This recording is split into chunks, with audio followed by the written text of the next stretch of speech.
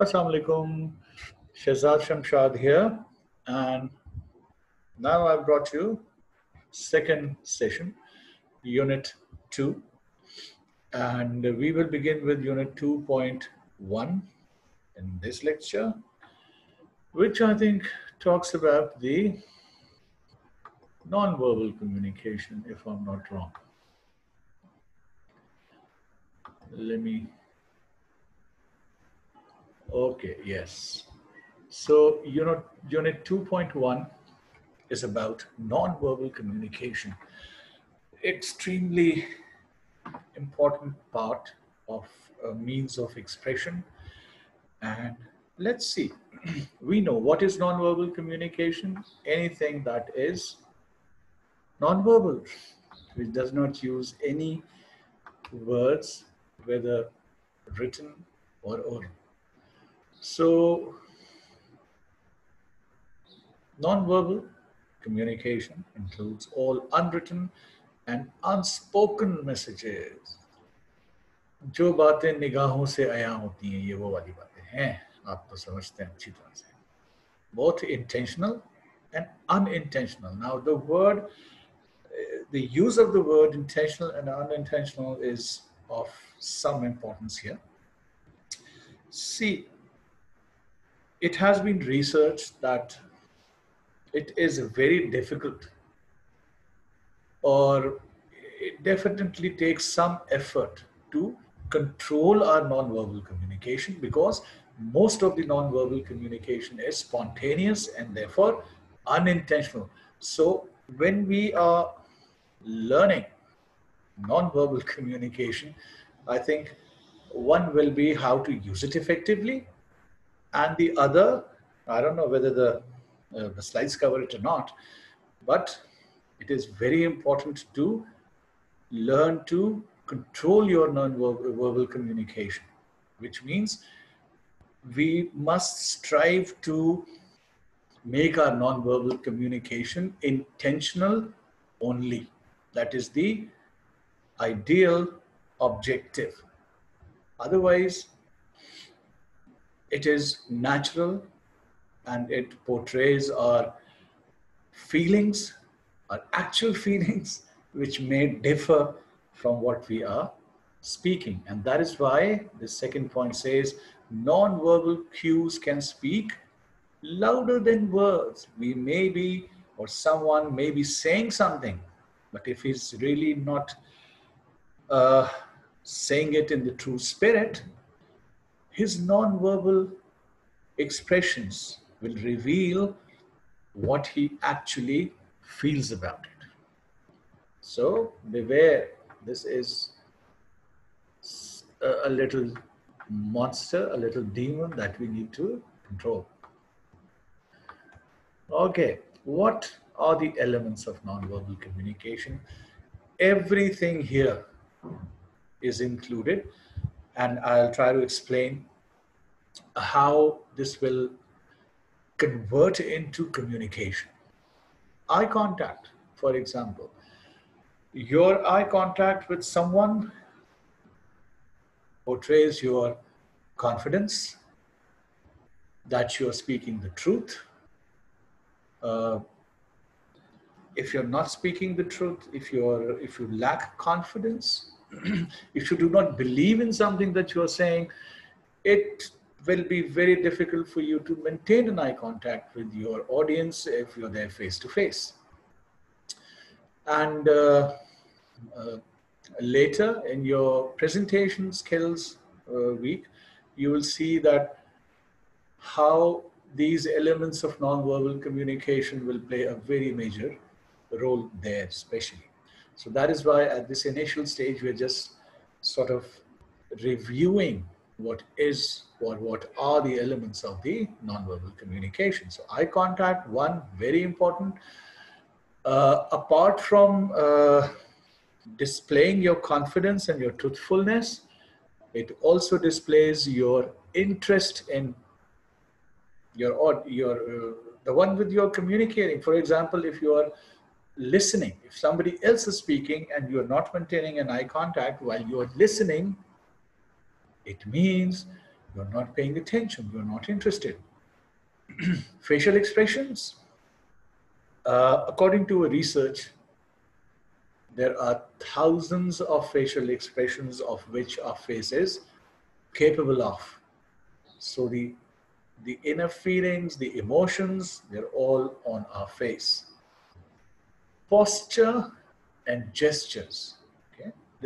What is posture? The posture is the state in which your body is when you are communicating. Okay. You could be, your posture once again can reveal whether you are interested in someone or whether you're disgusted. So if you're leaning towards the person, your posture is relaxed. Okay? Your posture is balanced if you're standing, especially while you're presenting. Your posture, the balance in your posture becomes very, very important. Gestures is the use of our hands. And especially while making a presentation, use of gestures becomes very important to support, to add weight to what you are actually saying. And even while you are speaking normally, the use of the hands is actually done to add visuals to what you are speaking. Okay, I can say without any gestures, I can say I saw a very big dog, but then when I say with my hands, I saw a very big dog. So this creates a kind of a visual for your audience, and therefore the chances of him remembering that you saw a big dog will be much more having said it without the use of the gestures. Uh, Time. How can time become an element of non-verbal communication? See, now you will understand why we all teachers and all professionals are so adamant about punctuality, for example. Okay. How you value time communicates to the other person your seriousness of purpose. If you are late to a class, for example, it shows that you are not serious. It was not a priority for you to reach there on time. If you reach late to a meeting, for example, your peers and your colleagues and your seniors will get this message, a non-verbal message, that this guy is not serious about his job. He's not committed to his profession. So that is why being punctual, meeting deadlines, for example. I see for students it's very easy not to take a deadline seriously and then requesting teachers to extend the deadline. But please, you have to understand that when you're given a deadline, it tests your seriousness towards your purpose. Space. Okay.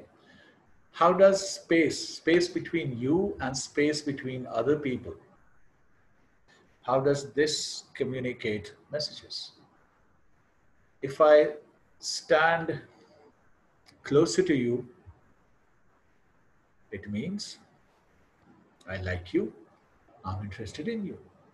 Okay.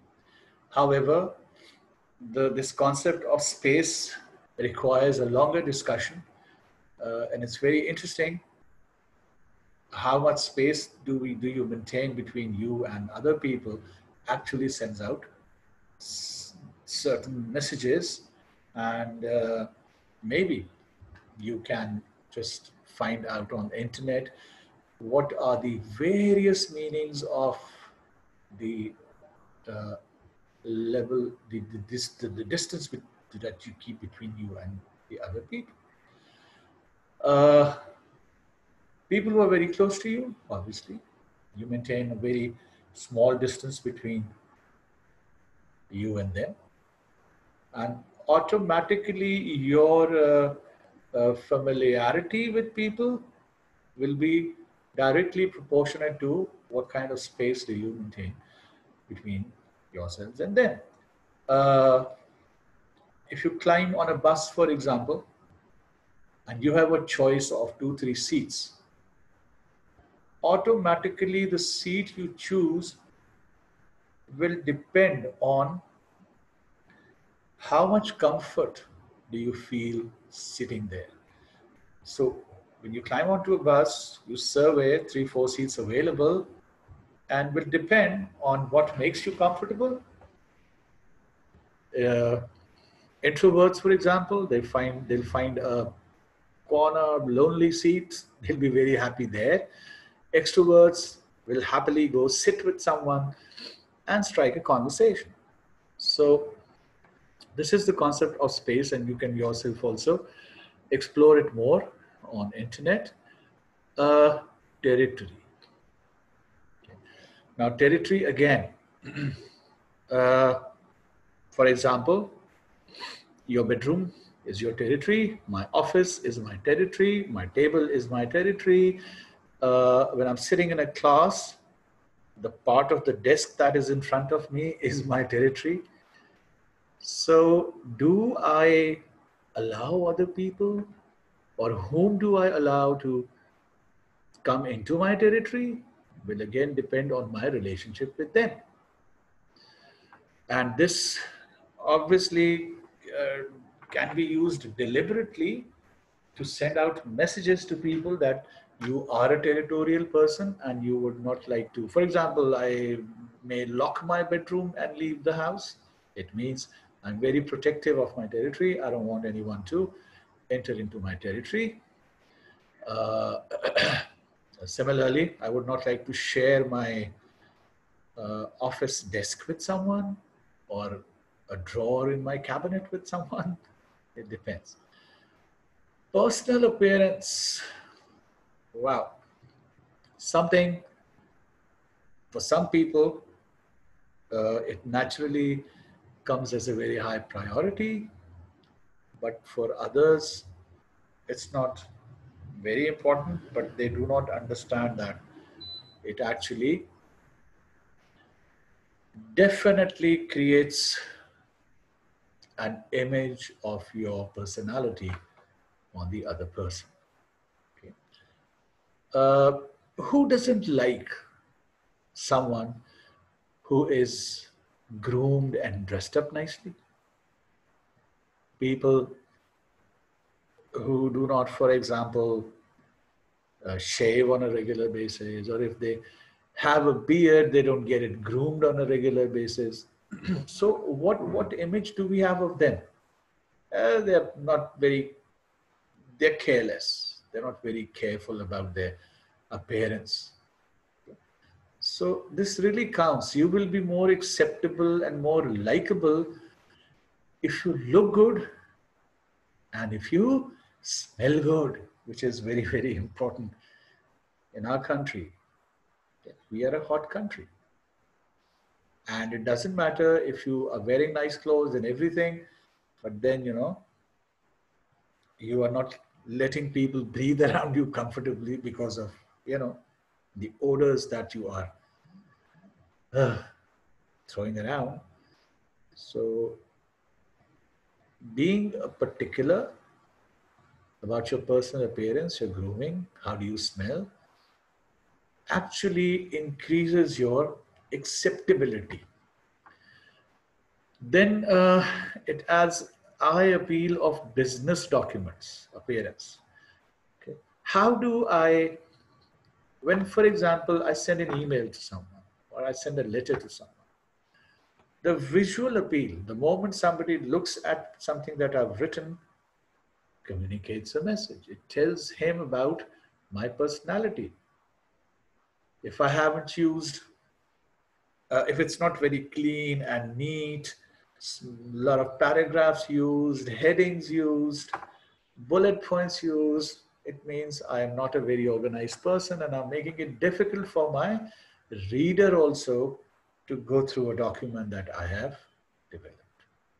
So later in the writing process, I guess, we will specially talk about something we call the design elements, which are used to create very professional looking documents. Neat, clean, lots of paragraphs used, lots of spacing used, white space should be visible, and all that. Okay, let's see. Strategies for improving nonverbal skills. I've already discussed things, so a little more here.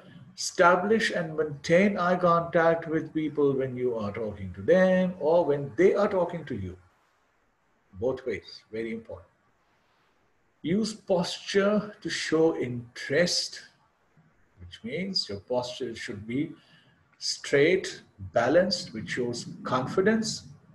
And when somebody talks to you, then a little leaning forward will also help. It will tell the other person that you are interested.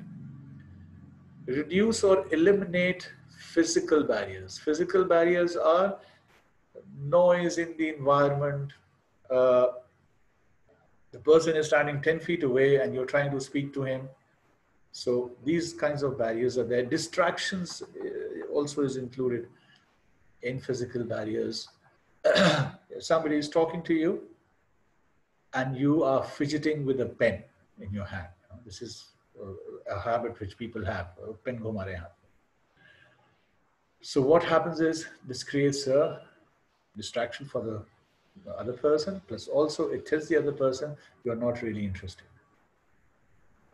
Improve your decoding skills, which means when you receive a message, your decoding, which means your understanding, your comprehension of the message should be complete, comprehensive, and quick.